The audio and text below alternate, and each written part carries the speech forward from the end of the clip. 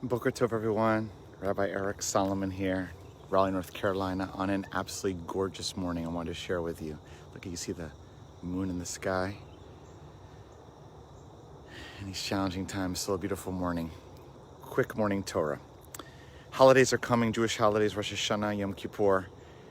And for some, in fact for many, especially under times of challenge, say, how can I pray? Making a FaceTime audio call to Deanie Lewis. How can I pray when I don't believe in God or I struggle with God? And I want to say that's a very natural question to ask. It's a question that most humans face. Rarely is a person a tzaddik gomor, they say, a perfectly righteous person that never questions. And I'll put to the side whether that's a question whether it's righteous not to believe. I think it's very part and parcel of Jewish tradition and Torah to struggle with God. But I want to say in particular that struggling with God, wrestling with God, our name is Yisrael. It's Jacob's name change. The one who struggles with God or wrestles with God is very normal. And that when Rosh Hashanah and Yom Kippur are coming, and so much is about prayer-focused and synagogue, usually, at least on video, and God-focused, it can be hard. This can be a very hard time. But let me give you an example. So a number of years ago, I was driving home from the hospital. I'd just been with someone who was near death, and it was quite powerful, spiritually, obviously meaningful, and emotionally powerful. And I was driving back. And I was driving back from the hospital, for whatever reasons, not on the road I usually take. I think there was an accident of some kind on the road. And I'm driving back, and I'm going to an intersection that I have it once or twice. And it was a time of day also that I usually drive there. It was all kinds of things were unique about it. Anyway, I'm driving home, and I'm going through the intersection, and I'm going the speed limit, thank God. And I'm sensing to the side, over to my right, that there's a car coming in the intersection, going pretty quickly. It's kind of something happens very fast, and it's going to come but I'm thinking it's going to slow down and stop. I mean, I have the right of way, I have the light, so I think it's going to stop, And all of a sudden, as I'm getting towards the light, I look up and realize, oh my God, I have a red light. Eat this person. And I slam on my brakes, and this car goes right in front of me, and I skid for a few feet, and it went past me. I don't think he even noticed it. And I was in the middle of the intersection, and there were no other cars around. I think it was early in the morning, if I remember correctly. No other cars around. And it was just, I took 5 to 10 seconds of, oh my God, I could have easily gotten in a major car accident. Who knows what terrible things would have happened. So after I took some breaths and realized I have to go and did a lot of reflecting and cheshbon on what had happened and my lack of consciousness and my lack of mindfulness, whatever was going on before, still, that I need to up my game and be more aware for the safety of myself and others. I had this desire to thank God.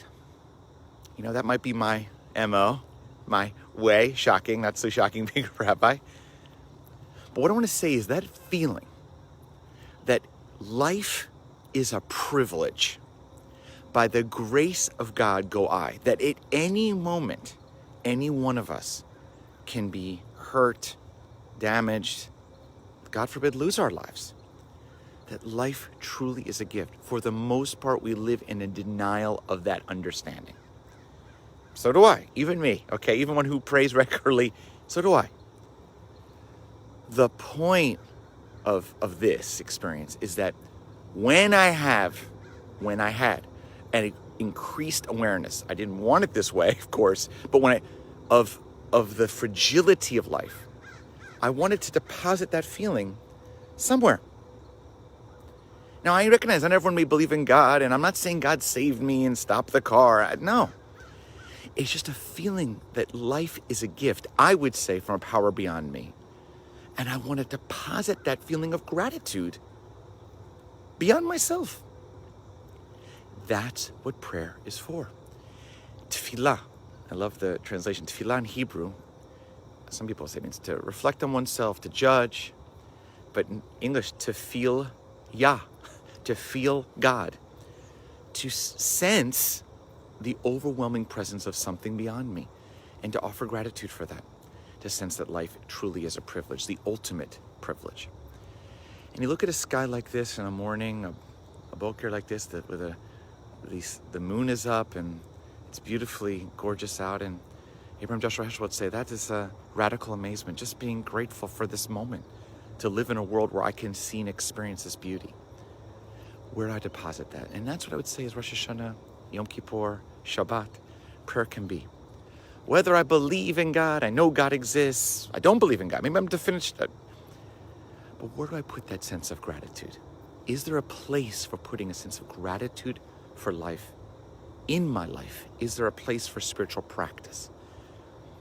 So I invite you on this Rosh Hashanah, for those who practice and those who have other religious traditions, who struggle with God's presence, I get it, or God's existence. Perhaps reflect it in a different way. When in your life have you been simply grateful for the gift of living, for the gift of existing, for the gift of being present in a moment with loved ones, in nature? For those who struggled with challenges, for those who've seen their life flash before their eyes, being grateful for that. That sense of gratitude, radical gratitude, deep, profound gratitude, that maybe we should live with more in our normal lives, but generally pushed aside, that is a powerful place to begin praying in the new year. Boker Tov, everyone, Shana Tova. I pray that all of us in this new year don't have to face crises to feel grateful, but that we all touch the depth of our gratitude in a morning like this. Baruch atah Adonai, oseh ma'aseh v'reshit. Bless you, Adonai, our God, the one who who made creation.